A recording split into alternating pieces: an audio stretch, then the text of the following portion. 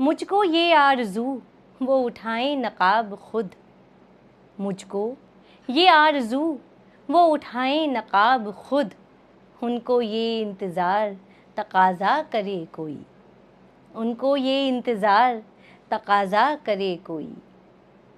دفن کر سکتا ہوں سینے میں تمہارے راز کو، دفن کر سکتا ہوں سینے میں تمہارے راز کو، اور تم چاہو تو افسانہ بنا سکتا ہوں میں، اور تم چاہو تو افسانہ بنا سکتا ہوں میں۔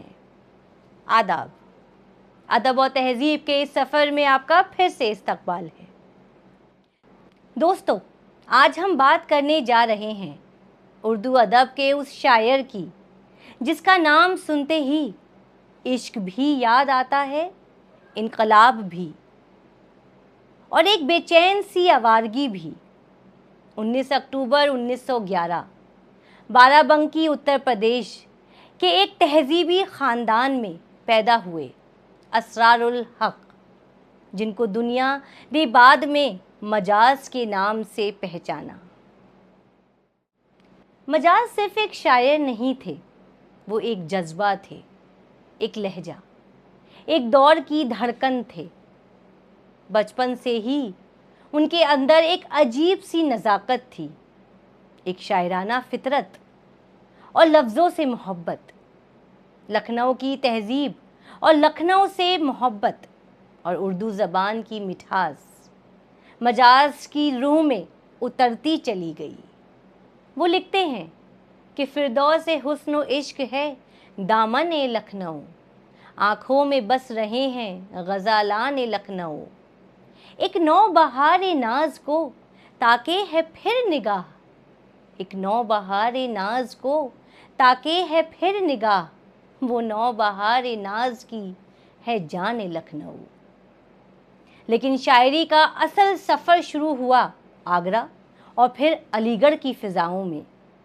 علی گڑھ، جہاں اس وقت ادب کے آسمان پہ نئے ستارے چمک رہے تھے۔ منٹو، عصمت چغتائی، سردار جعفری، مخدوم، جاں نثار اختر، اور انہی کے درمیان ایک نام تھا مجاز۔ وہ مجاز کی شاعری میں نرمی بھی تھی، بغاوت بھی، محبت تھی، اور سماج کو بدلنے کا حوصلہ بھی۔ ان کا ایک مشہور شعر ہے، تیرے ماتھے پہ یہ آنچل بہت ہی خوب ہے لیکن، تیرے ماتھے پہ یہ آنچل بہت ہی خوب ہے لیکن، تو اس آنچل سے ایک پرچم بنا لیتی تو اچھا تھا۔ کیا بات ہے! یہاں مجاز صرف حسن کی تعریف نہیں کر رہے، وہ عورت کو ایک نئی پہچان، ایک نئی طاقت دے رہے ہیں۔ مجاز اپنے دور کے نوجوانوں کے دل کی آواز بن گئے تھے۔ ان کی نظم آوارہ نے انہیں شہرت کی بلندیوں تک پہنچا دیا۔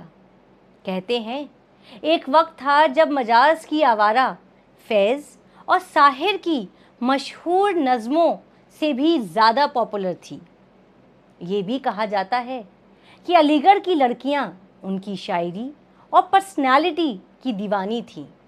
ان کی بک آہنگ ہاسٹل میں بڑی مشہور تھی۔ مجاز جب مشاعرہ پڑھتے تھے تو لوگ صرف شعر نہیں سنتے تھے، وہ انہیں محسوس کرتے تھے۔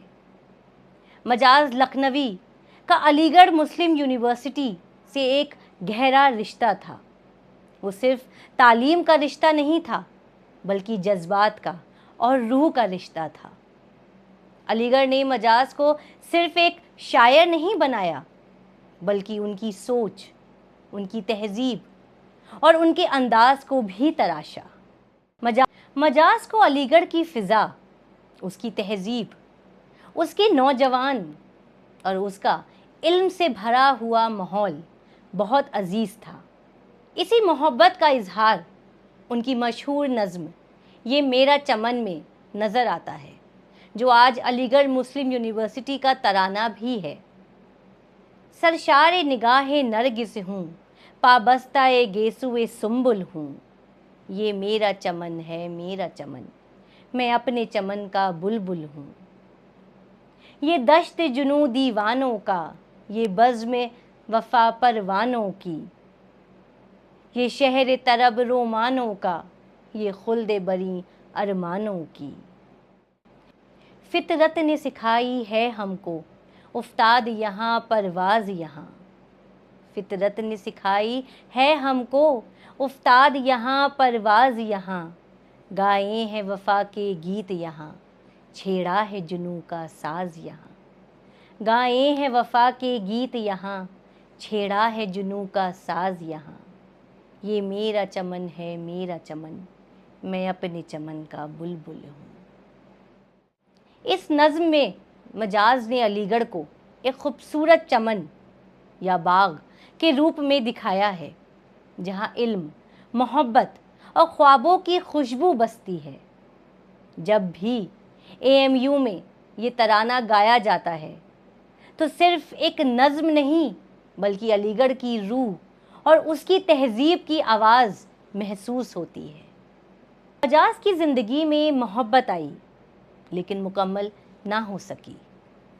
نوکری کی پریشانیاں، تنہائی، درد اور شراب، یہ سب دھیرے دھیرے ان کی زندگی کو توڑتی چلی گئی.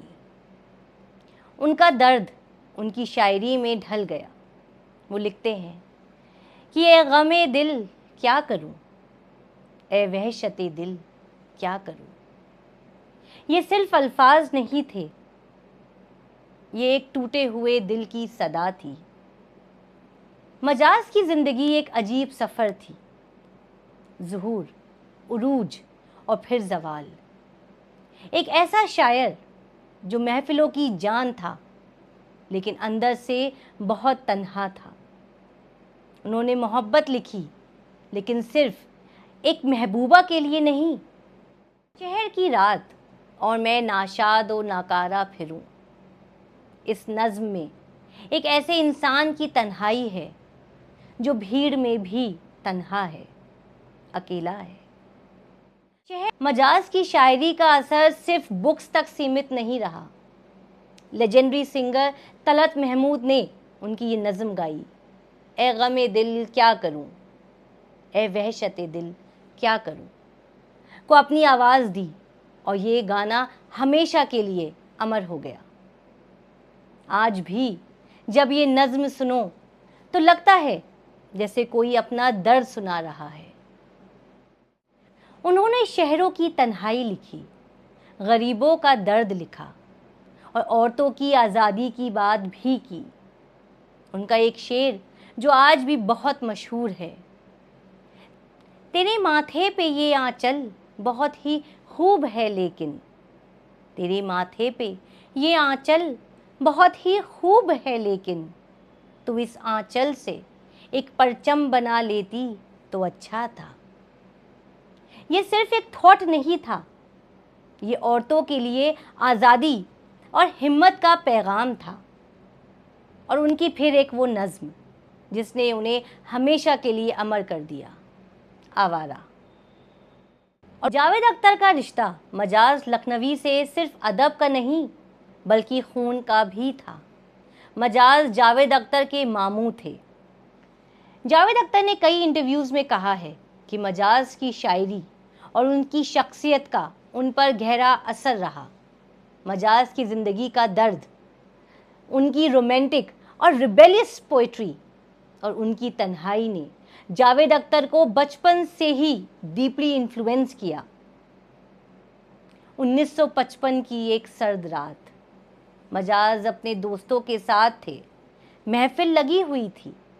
رات دھیرے دھیرے گزر گئی اور ایک ایک کر کے سارے دوست چلے گئے اور مجاز وہیں اکیلے چھت پر رہ گئے.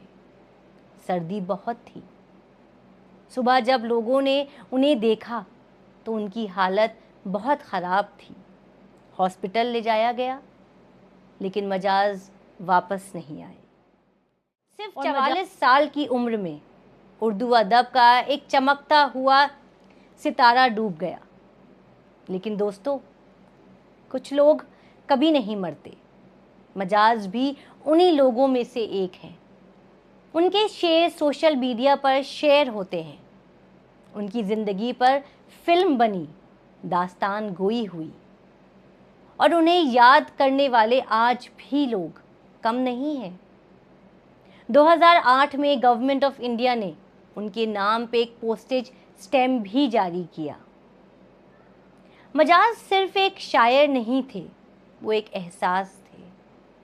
وہ اپنی شاعری، اپنی آواز اور اپنی آوارگی ہمیشہ کے لیے چھوڑ گئے۔ آج بھی جب کوئی نوجوان عشق، درد، بغاوت اور خواب کے درمیان خود کو تلاش کر رہا ہوتا ہے تو کہیں نہ کہیں مجاز اس کے ساتھ چل رہے ہوتے ہیں۔ شاید اسی لیے ان کی شاعری آج بھی اتنی سچی لگتی ہے۔ اور جاتے جاتے مجاز کی یہ لائن، جہاں وہ کہتے ہیں کہ خوب پہچان لو اسرار ہوں میں، خوب پہچان لو اسرار ہوں میں، جن سے الفت کا طلبگار ہوں میں، جن سے الفت کا طلبگار ہوں میں، مانی مجھے اچھی طرح پہچان لو، میں محبت کا طلبگار ہوں۔ اور یہ سچ ہے، مجاز واقعی میں محبت کے طلبگار تھے، انسان سے، زندگی سے اور ایک بہتر دنیا سے۔ بہت بہت شکریہ آپ سب کا میرے ساتھ جڑنے کے لیے۔ بہت خوش رہیے، کیونکہ زندگی ہے گلزار۔ Please like, share and subscribe my channel. Bell icon دبانا نہ بھولیں۔ خدا حافظ۔